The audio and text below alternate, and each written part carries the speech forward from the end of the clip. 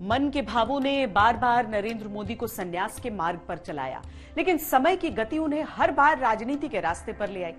आध्यात्म और धर्म को समझने के प्रयासों में वो योग, संगठन और उसकी शक्ति को अच्छी तरह समझने लगे थे।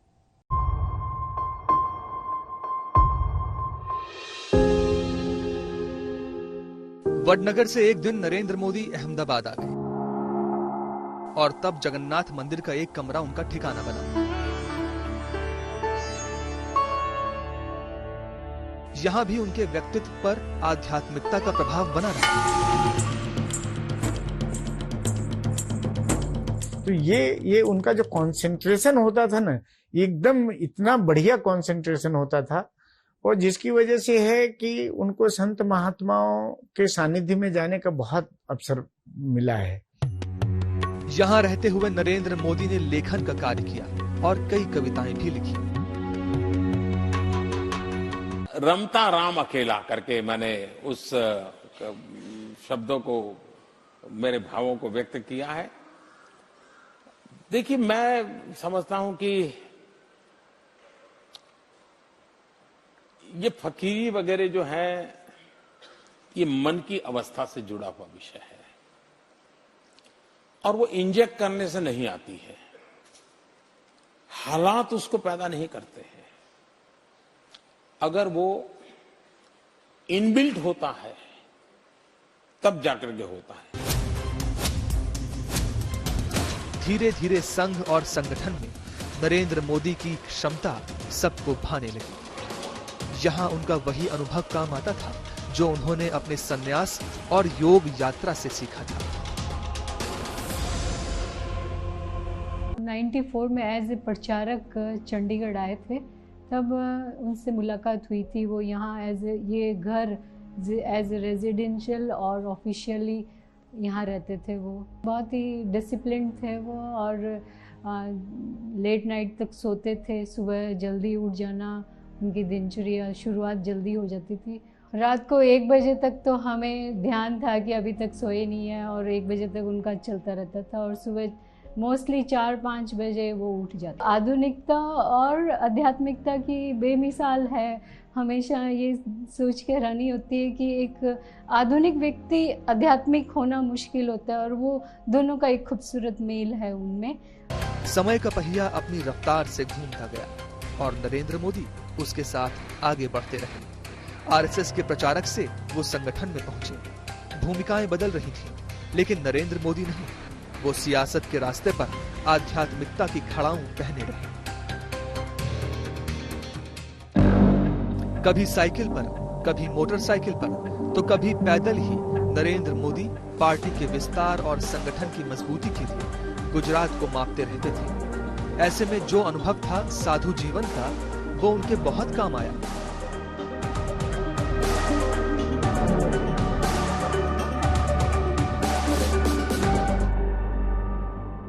नरेंद्र दामोदर दास मोदी ईश्वरना नामे सौगंध लઉં છું। साल 2000 में नरेंद्र मोदी गुजरात के मुख्यमंत्री बन गए। उनका पहला मुकाबला भयंकर भूकंप के बाद उपजे गुजरात की बदहाली से हुआ।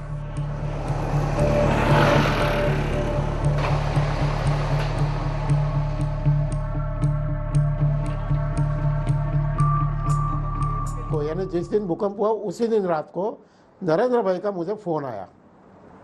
तो उन्होंने कहा कि कच्छ में, गुजरात में ऐसे कोई बड़ा भूकंप हुआ है। तो उनका संबंध काफ़ी अच्छा था।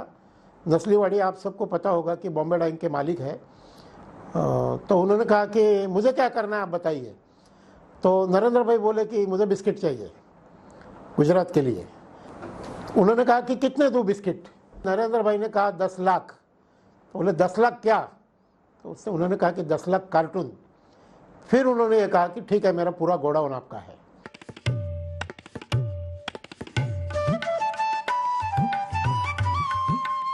विकास के लिए उन्होंने कई मॉडल्स पर काम किया, लेकिन आध्यात्मिक विकास भी होता रहे, ये वो कभी नहीं भूले।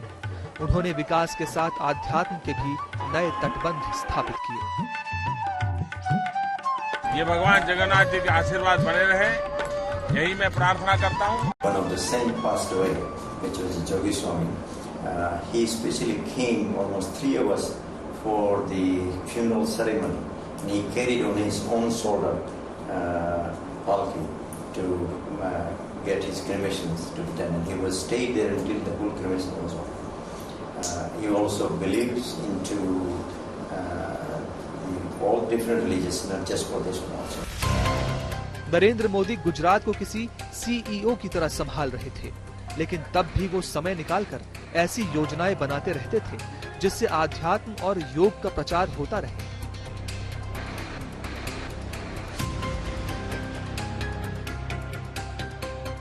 मेरे अनजाने से मेरे को लगा कि मैं भाई साहब को ऐसा सलाह दूं कि आप ना पॉलिटिक्स में जितने भी राजनेता हैं उनको हेल्थ के प्रति अवेयर करें और योग को कंपलसरी करें।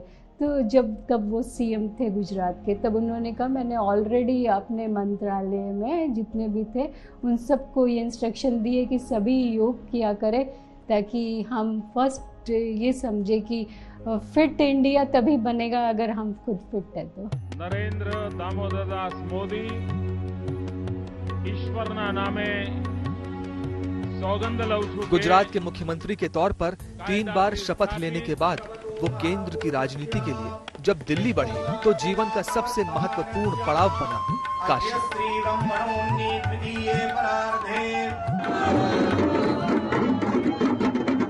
न मुझे किसी ने भेजा है, न मैं यहाँ आया हूँ, मुझे तो माँ गंगा ने बुलाया है। जिनका नामांकन करने के पूर्व जब उनकी घोषणा की गई कि ये प्रधानमंत्री के उम्मीदवार हमारे होंगे, उसके बाद वो काशी विश्वनाथ जी का दर्शन करने आए थे। मैं भी उनके बगल में ही बैठा हुआ था। फिर वो बाहर निकल के उन्होंने देखा तो कुछ लोगों का कहना है, मुझे नहीं मालूम, पर जहां तक वही ऐसा कह सकते हैं, अपनी उद्गार, अपनी पीड़ा, अपनी व्यथा, वही ऐसे व्यक्ति हैं जो कि धर्म से इतने जुड़े हुए हैं और स्वच्छता के प्रति जो उनकी जागरूकता है, लोगों को जागरूक करते हैं स्वच्छता के लिए। और मंदिर का जो स्वरूप था, तो उन्होंने ऐसा कुछ लोगों का कहना है कि जो विश्व का नाथ है वो ऐसी स्थिति में रह रहा है। ये बड़ी पीड़ा की बात है।